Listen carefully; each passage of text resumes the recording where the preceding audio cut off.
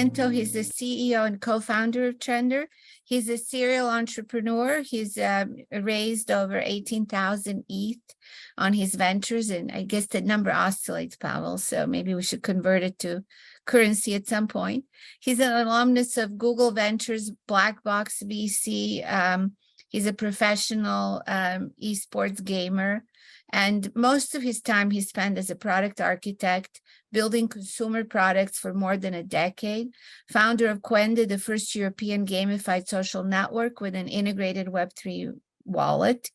Trender is another one of the companies he's been working on and has co-founded and is the CEO of. It's a platform that's bridging the gap between physical and digital retail in web3 space, while designing new shopping behaviors and creating a new vertical in e-commerce. They call it Shopperverse.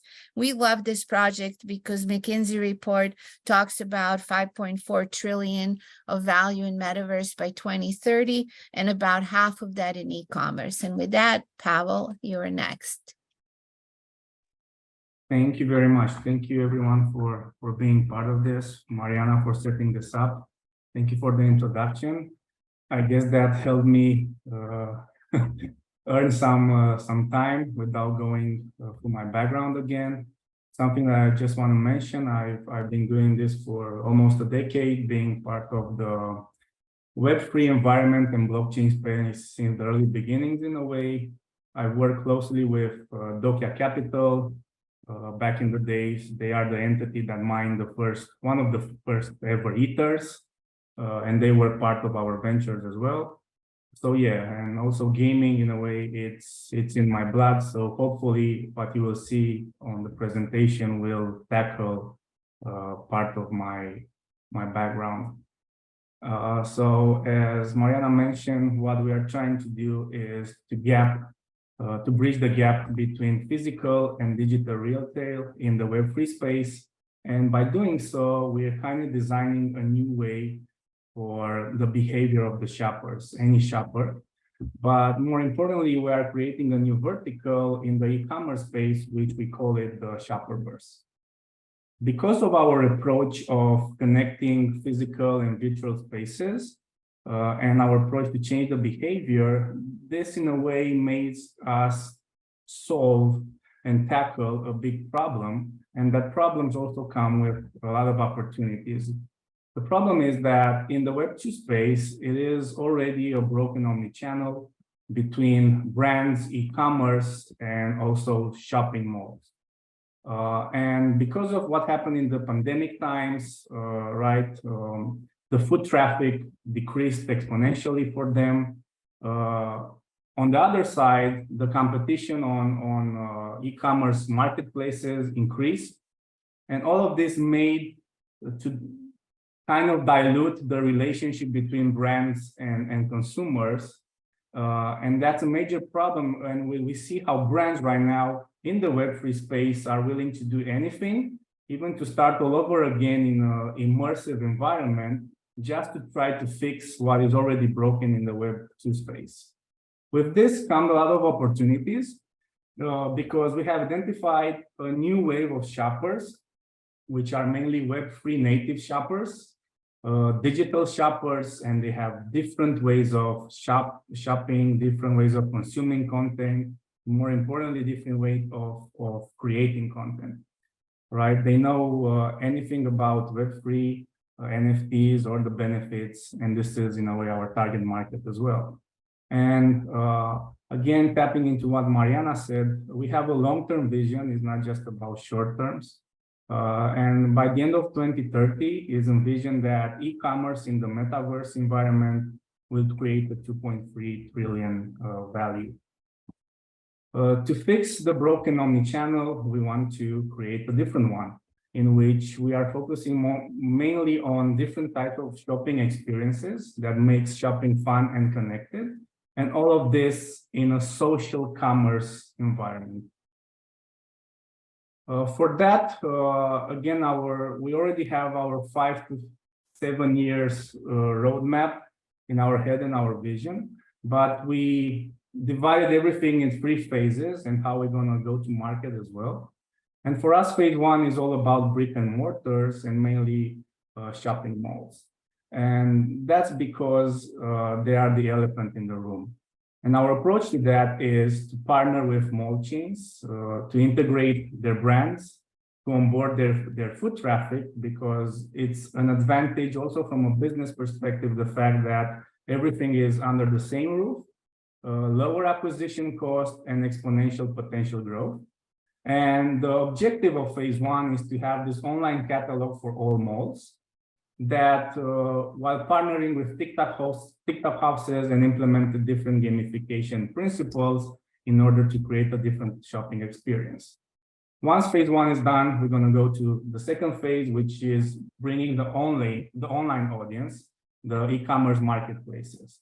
So basically, because in phase one, we have this digital catalog for all malls, in phase two, we bring in the online communities. Both of them will have an integrated web3 wallet provided by us. And with this online catalog, e-commerce marketplaces will be able to plug in their best products and use our solution, as you will see forward, to boost their sales and promote their products. And last but not least, long-term vision, we want to take the online and offline community of shoppers with a web3 wallet and bring them in an immersive space that we call it the shopperverse. Why shopping malls? So numbers don't lie, right? So there are more than 100,000 shopping malls globally. Most of them, more than half, are in US.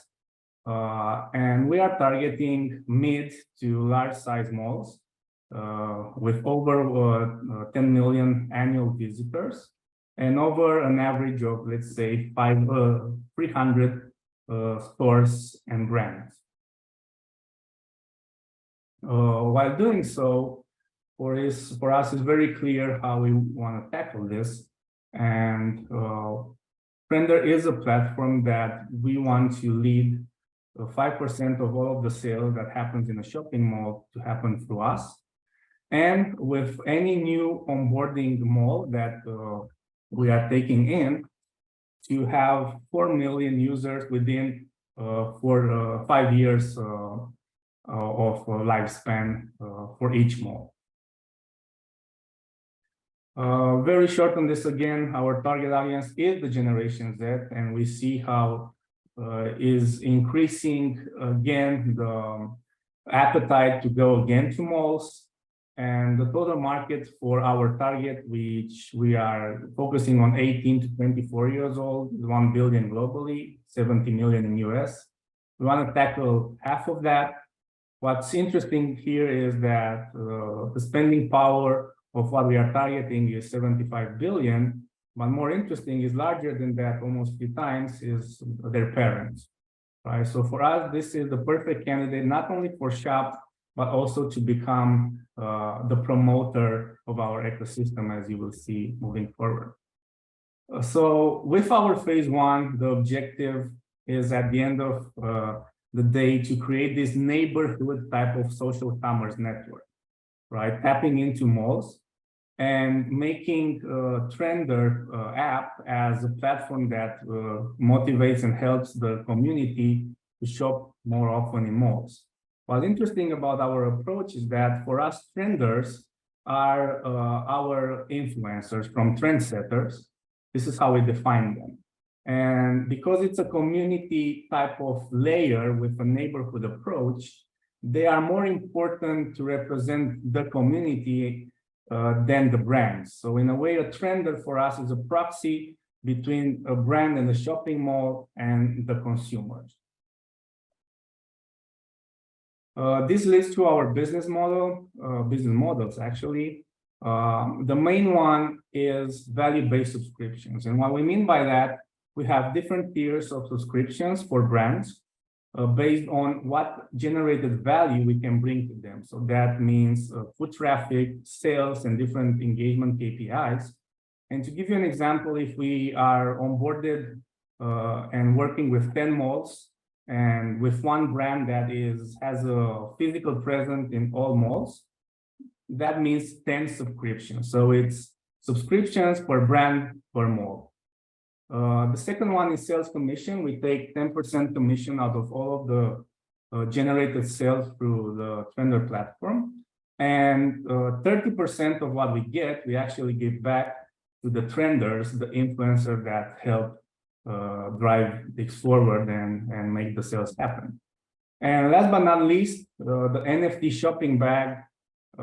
This gets me excited every time because it is our unique selling proposition and our true connection with the Web3 environment and blockchain, because it's a game changer itself. So for us, NFT, I've been doing this almost for a decade. We were talking about digital goods before NFT was actually a term. So for us, it's all about the utility of that NFT and how it can boost the engagement and add real value to the owner. For us, an NFT is a shopping bag that everyone that onboards with us, by default, we have a Web3 wallet, because the NFT shopping bag acts like a profile, like a wallet, like a data storage. Also acts like a shopping ID, a global shopping ID. This is where we want to change the scene, right? So what can we bring to the table in which if we have malls and brands and this global shopping ID, then that becomes a standard. And for brands, why is this valuable is that this offers a direct to consumer communication channel. So in this visual example, right, as I mentioned, we will have this default NFTs for free, but brands and influencers can create branded NFT shopping bags. And whoever owns that NFT will be part of these members. In this example is Gucci or an influencer, and have access to different perks, group discounts, unique offers, exclusive offers. But for the brands, it's important that imagine in a way the LinkedIn premium model. Brands are able to send direct messages to the consumers. And this is interesting for me as a product architect because it kind of leads to revolutionizing the way newsletters work in the Web3 space. Because when you have this pool of data that people own with their NFTs, and then you combine this with an opt-in type of approach for brands, then if you put some AI on top, the newsletter can be changed in which brands talk directly with the consumers using our solution. Everyone in the Trender ecosystem benefits out of it. As a global benefit is this universal reward program with our tokens, which you can think of it as a tokenized miles, right, for example. But for shoppers, they get cashback, they get digital coupons, they get NFTs, and you'll see very soon different gamification layers. For the influencers, they can monetize differently, but they also have a dedicated token with a DAO approach. And for brands, they have two benefits in this solution. They can sell directly from stores in malls. So basically, our trenders will go to malls and promote what's in the mall for brands, and you will see how. And have this direct-to-consumer channel that I mentioned of our NFT shopping bag and shopping ID. In the following slides, I will tackle what's in it for everyone from their own perspective, right? So what's in it for influencers, consumers, and brands? How do they see Trender and our solutions? So for the influencer, we have combined 3 different models that rocked in the last 5 years. And that's the Costco model, in which any influencer and any trender in our ecosystem can come in this digital catalog, pick and choose what he wants to promote and work closely with a brand. Then they will sell in a live stream environment. And we took what Pinduoduo did best in China, and very quick on this, they revolutionized the way group offers are made. Basically, they went directly to to the manufacturer. And people were live streaming to their family and close members, and they were getting the best offers and discounts because of that. So this is what we are bringing to the table. And last but not least, everything will be in this gamified entertainment environment, like a TikTok type of approach for the consumer. Anyone can become a trender. This is very valuable for us because anyone is a shopper, right? And everyone has this network, close network, friends and family. So anyone can start earning because of that. But if they rank up in our loyalty program, then they can become a trender. We train them, we nurture them. And the ultimate goal for any shopper that has, especially Gen Z, right? They have no fear of being in front of camera and doing live streams. The ultimate goal is to become a brand ambassador. From a shopper's perspective, this is where you're going to see most of the gamification layers that I talked about, because for them, this should be like an adventure. Going to a mall should be like an adventure all the time. There are move to earn, play to earn, spend to earn, built-in mechanics. Even if they check into the mall, and this is valuable for the malls, they will have different scratch cards for that, digital coupons. And also we are working with gaming studios to create short mini games, but catchy mini games.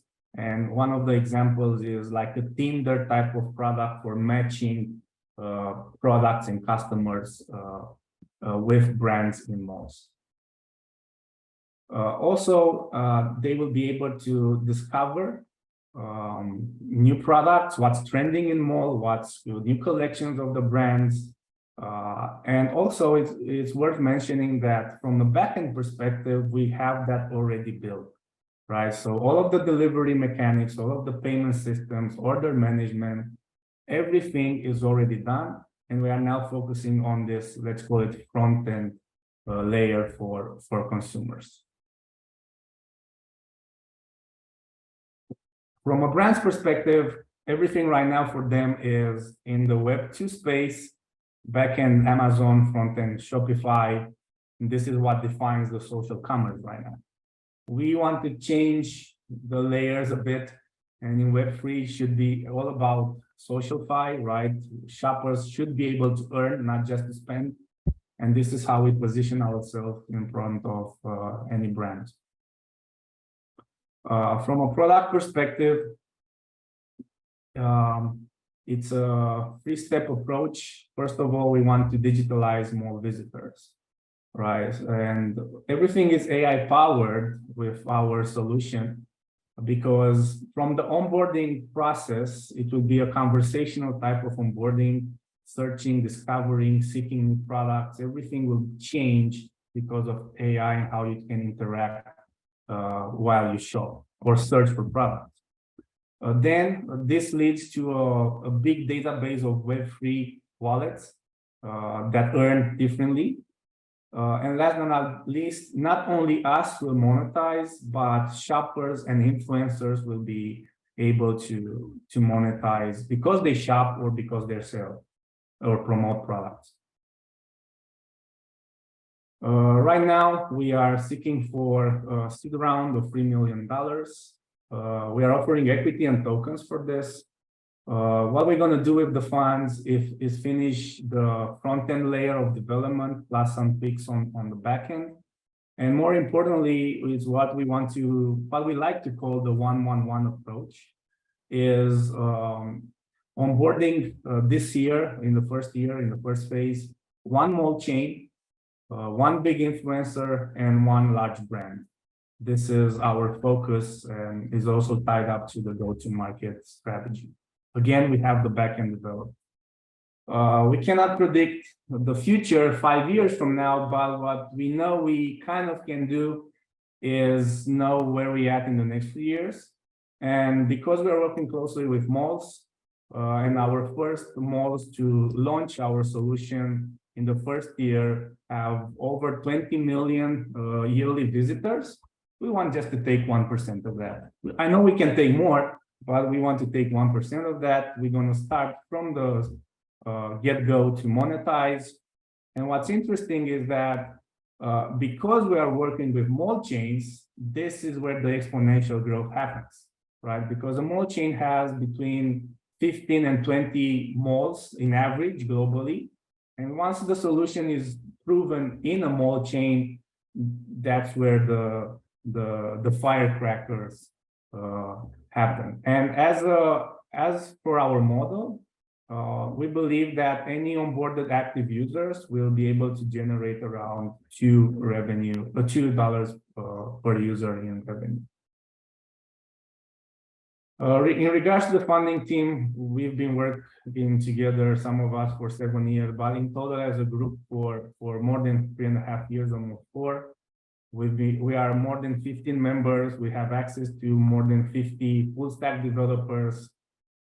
We've been around doing a lot of great things. Gary, my partner in crime, who is also in this conversation, he's a wizard and guru in cybersecurity, fintech, been doing this for 20 years. He has ways to see things that others don't. Pavel and Andre are, let's say, I would say our key members actually, because they are the eyes. Pavel is the eyes and ears to everything in regards to e-commerce. He's been working with malls for the last 10 years. Thousands of brands used his solutions and Andre's solutions for e-commerce and marketplaces. So they know this better than anyone. Our CFO, Terence, has been working with enterprise level companies since, I think, 10 years or plus. And Andre is our tokenomics expert. He's been in the space very early, 2015, 16, when there were initial discussions about smart contracts and all of that.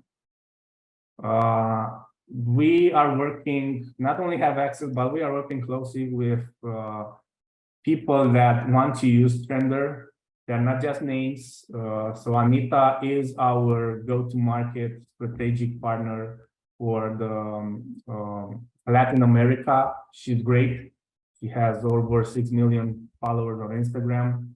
Mr. Fabio Lamborghini itself and still the lead singer of Rammstein, they want to launch their branded merchandise with us.